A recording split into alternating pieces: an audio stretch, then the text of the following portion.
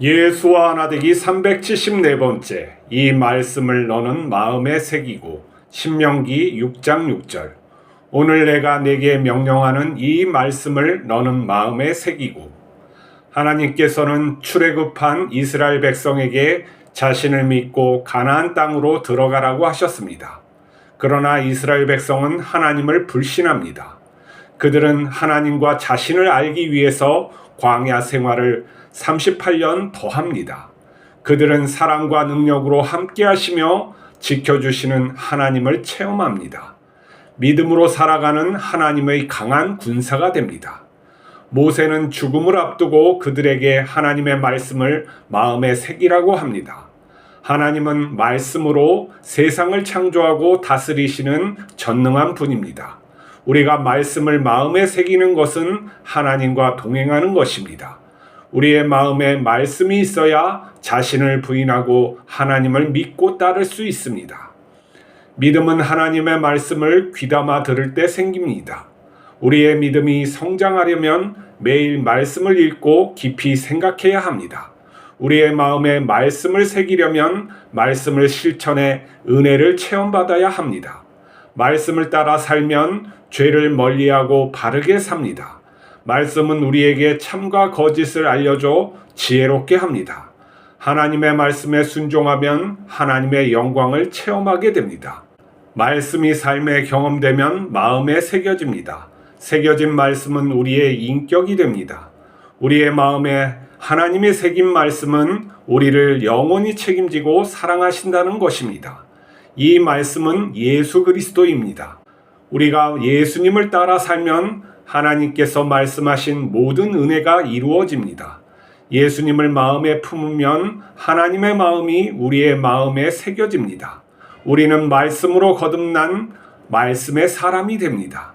하나님 아버지를 진실한 마음으로 사랑할 수 있는 자녀가 됩니다.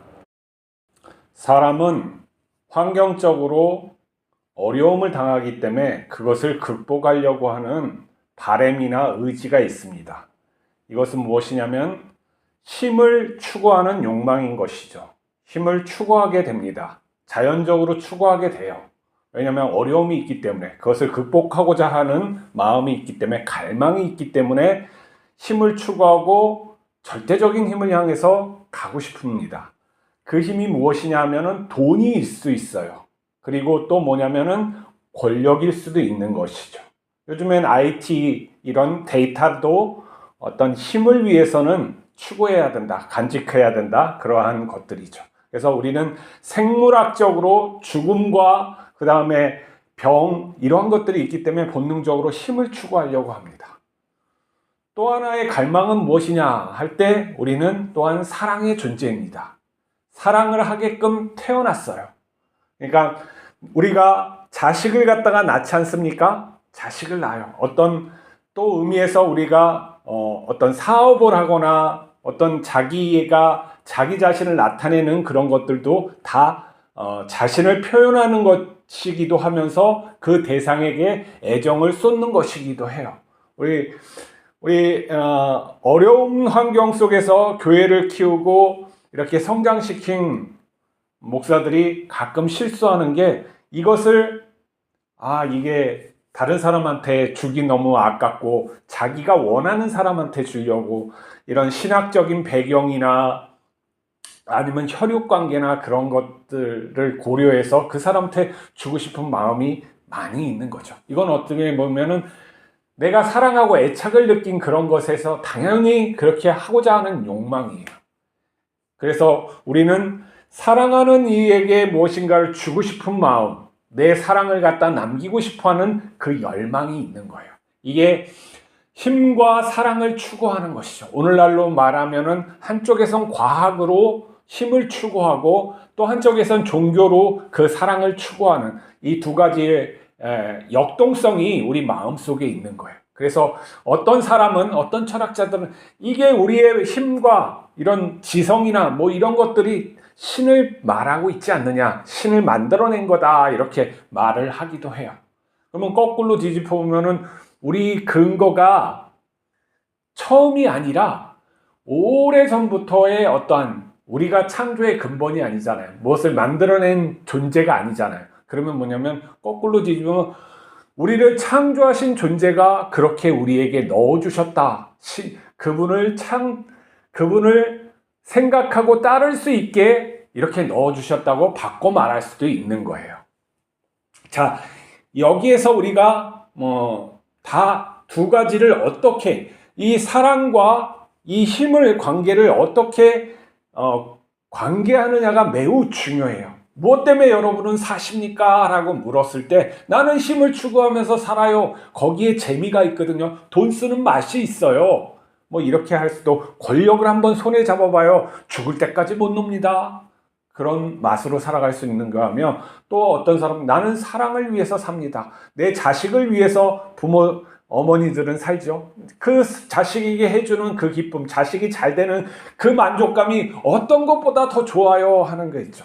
근데 우리가 하나님을 따른다는 사람들은 어떻게 해야 되는가 했을 때 하나님께서는 사랑을 위해서 너희가 살고 그러는 것은 힘을 위해서 추구하는 것이 아니라 사랑을 위해서 살아야 된다는 거예요. 그러니까 온전한 사랑이 무엇이냐 했을 때 하나님의 말씀으로 가르쳐 주시고 하나님의 뜻으로 가르쳐 주시는 그것이 인간관계, 모든 인간의 관계에 있어서 사랑의 그 구조가 있는 거죠. 율법이 그 구조예요. 법이란 말이에요. 하나님의 말씀이 구체적으로 법이 되어서 나온 거예요. 근데 이 법이 진실한 마음이 없어요. 어떤 마음으로 하냐면 하나님을 향한 마음이 있는 게 아니고 사랑하는 그 마음이 아니라 힘을 가지려고 해서 이것을 갖다가 사용할 때는 이 주객이 뒤집혀지는 거예요. 그래서 사람을 이용하게 되는 거예요. 내가 중심이 되어서 인간관계를 하면 파괴된다는 거예요. 먼저 하나님과 이웃을 사랑하는 마음에서 너 존재가 확립되는 관계적 존재로 우리를 갖다가 만들어 주셨는데 우리는 나는 천상천하 유아독전이다. 내가 있으므로 모든 것이 존재한다. 그건 자기 중심의 사관으로 하는데 그거 잘못된 거라는 거예요. 너가 없어도 세상은 존재한다라는 거죠. 그러니까 창조주 하나님과 내 이웃, 이 자연에 대해서 동등하게 너희가 생각하고 그보다 하나님을 먼저 사랑하는 것이 먼저 이 관계를 온전히 유지할 수 있는 것이라는 걸 깨우쳐라 하는 것이 율법이라는 거예요. 근데 우리가 그것을 갖다가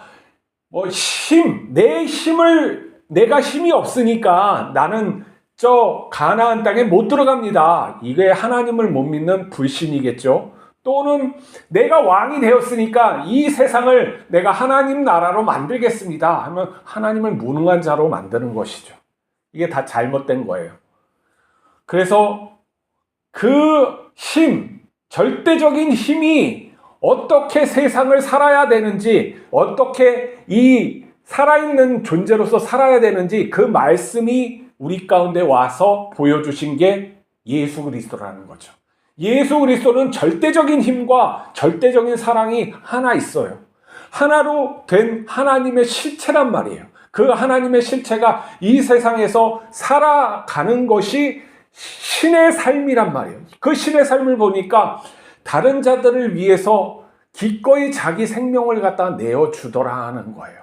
그 힘, 절대적인 힘, 바람과 바다를 갖다가 잠잠케 하는 그 절대적인 말씀의 힘이 뭐냐면 사랑을 위해서 지켜주더라 이런 거예요.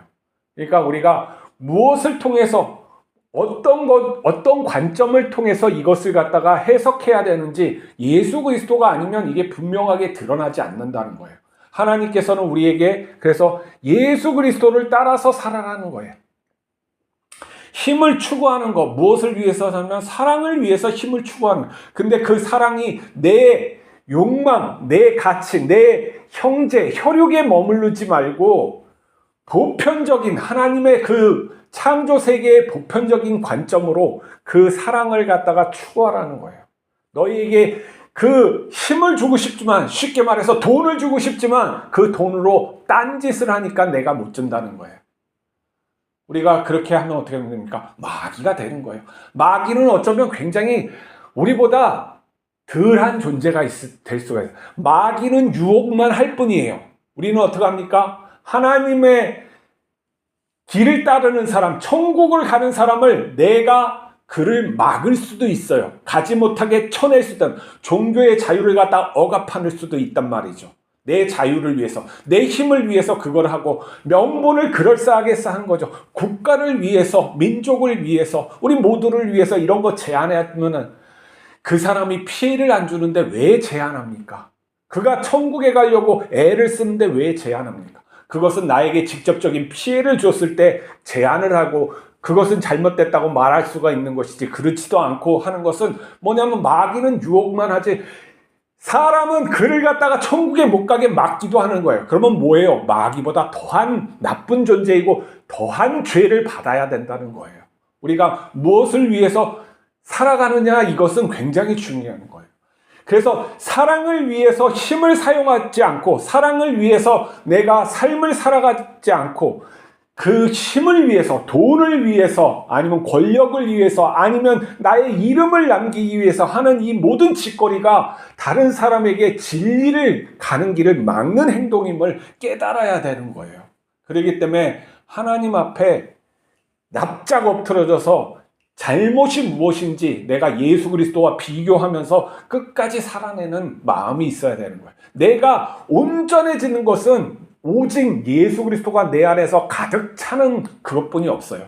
그렇기 때문에 그가 말씀이고 그 말씀을 새기라는 건 예수 그리스도를 새기라는 것이죠. 내 마음이 어떻게 해요? 예수 그리스도로 바뀌는 거예요. 예수 그리스도의 그 마음의 형상, 그 마음을 갖다 온전히 내가 온팡 담으면 어떻게 되겠어? 내 마음의 그런 것들이, 내 행동이 예수 그리스도처럼 나오는 것이죠. 그래서 이 말씀을 너는 마음에 새기고 했을 때, 이 신명기 옛날 구약 시대의 이 말씀은 다른 말로 하면 예수 그리스도를 너의 마음에 품으라. 예수 그리스도의 마음을 품으라. 이거와 똑같은 거예요. 그렇기 때문에 구약의 말씀이나 신약의 말씀이나 일맥상통하는 거고, 은혜 위에 은혜라는 거죠. 신약. 분명하게 예수 그리스도로 보여주셨으니까 하나님이 직접 사람이 되면 어떻게 사신다는 것을 우리가 보여주고, 우리 존재가 그렇게 되어야 된다는 거예요. 그게 바로 하나님의 영원한 나라에서 살아가는 하나님의 자녀의 모습이라는 거예요. 그러면 우리가 어떻게 쫓으면서 살아가야 될지, 내가 그런 마음이 나오는지 안 나오는지, 이걸 보고 내가 올바른 신앙생활을 하고 있는지 아닌지 이렇게 알 수가 있는 거예요. 그래서 잘못된 것은 하나님께 고하고 고치겠다고 하고 하나님의 도우심을 갖다가 간구하면서 하루하루 내가 말씀을 새기는 삶을 살아가는 것이죠. 그 말씀은 어떻게 새겨지냐? 말씀을 깊이 생각해야 돼요. 어떤 사람들은 막 권위에 의해서 말을 갖다 하면 그걸 순종하면 된다는 그런 식으로 배우는 것은 잘못된 거예요. 예수를 깊이 생각하라 하는 거예요. 우리가 무엇인가를 알기 위해서는 깊이 생각함을 요구한단 말이에요. 진리가 우리에게 새겨지는 것은 그냥 나는 믿고 이렇게 살면 되지, 이런 생각으로 하면 안 돼요. 깊이 새겨지는 건 뭐예요? 그 깊이 하는 건 조각칼로 우리 마음을 갖다가 파내는 거예요. 파내는 것은 깊이 생각하는 거란 말이에요. 얇게 파내면 흔적만 이렇게 있지만 깊이 또 파고 또 파고 또 파고 깊이 생각하면 그 말씀이 깊이 새겨지는 거란 말이죠. 그렇기 때문에 말씀을 읽을 때 깊이 생각해야 돼요. 생각 없이 자꾸 행동하면 안 된단 말이에요. 깊이 생각하고 그 생각한 것을 갖다가 깊이 알므로 내가 이제 이것은 맞는 것이구나, 이렇게 사는 게 맞다 하면은 실천을 해야죠. 실천을 한다는 것은 무엇이냐? 내가 희생한다고 생각하면 안 돼요. 그냥 진리로 살아가는 거고, 그게 마땅히 옳은 거니까 내가 행하는 거라고요. 그것을 하면 어떻게 돼요? 하나님의 함께 하심, 그 진리가 드러남이 어떻게 해요? 내 실천 속에서 드러난단 말이에요. 하나님이 함께 하시, 그 오름이 함께 하시는구나. 진리가 정말 있구나. 하나님이 정말 살아계시는구나. 내가 정말 죽지 않고 그 영원한 세계에서 자녀로 살아가는 것이구나 하는 것을 어떻게 해요? 내 삶에서 증거를 받게 되는 거예요.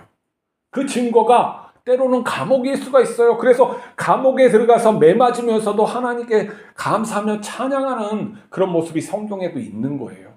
또는 사회적으로 어떠한 중요한 일들을 갖다가 해서 사회 사람들이 그를 갖다가 추앙할 수도 있어요. 그럴 때 그 모습 속에서 겸손히 이것은 나의 능력이 아닙니다 하고 하나님께 영광을 돌리고 더 낮은 자세로 살아가는 그런 모습이 우리에게서 드러나야지만 우리의 마음속에 하나님의 말씀이 새겨진단 말이에요. 그러면 우리가 어떻게 되냐면 말씀의 사람이 되는 것이죠. 말씀의 사람이 되면 곧 예수님처럼 그렇게 생각하고 행하게 된다는 거예요. 우리가 진리를 볼 때 그냥 추상적인 궁극적인 그 진리만 이렇게 하는 것이 아니라 그 궁극적 진리가 어떻게 생활의 이 현장에, 이 현상 속에 나타나서 살아가면 어떻게 되는지 우리가 그것을 갖다가 잘 예수님을 통해서 바라보고 그 삶이 너무나 좋아요. 나도 그렇게 살고 싶습니다 하고 살아갈 때 내가 비로소 진리를 내가 가졌구나. 그 진리께서 내 마음속에 오셨구나. 내 마음이 곧 하나님과의 그런 마음이 연합되어 있구나라는 것을 알고 내 마음이 더 이상 세상에 요동치지 않는 영원한 그 세계와 연결되어 있음을 내가 알므로써 평안한 그런 삶을 살 수 있는 것입니다. 자, 하나님의 말씀을 오늘도 마음에 새기면서 즐겁고 또 행복하고 편안한 그러한 삶을 사시기 바랍니다. 기도하시겠습니다. 거룩하신 하나님 아버지, 우리에게 말씀을 주셨습니다. 구체적으로 어떻게 해야 될지 알려주셨습니다. 우리가 그것을 깊이 생각하고 나의 삶에, 이 시대의 삶에 잘 적용할 수 있도록 인도하여 주시옵소서. 우리가 그 말씀을 잘 모를 때 예수 그리스도를 생각나게 해주시고 예수님은 어떻게 하셨을지 다 곰곰이 생각할 때 하나님께서 계시하여 주셔서 우리가 행할 바를 가르쳐 주시옵소서. 그리고 우리가 그렇게 행할 때 하나님의 순종함이 영광으로 나타나서 우리가 더 마음을 갖다가 하나님께 온전히 하고 또 세상에 하나님의 살아계심을 증거할 수 있는 영광이 되게 하여 주시옵소서. 오늘도 동행하옵소서. 우리 주 예수 그리스도 이름으로 기도하옵나이다. 아멘.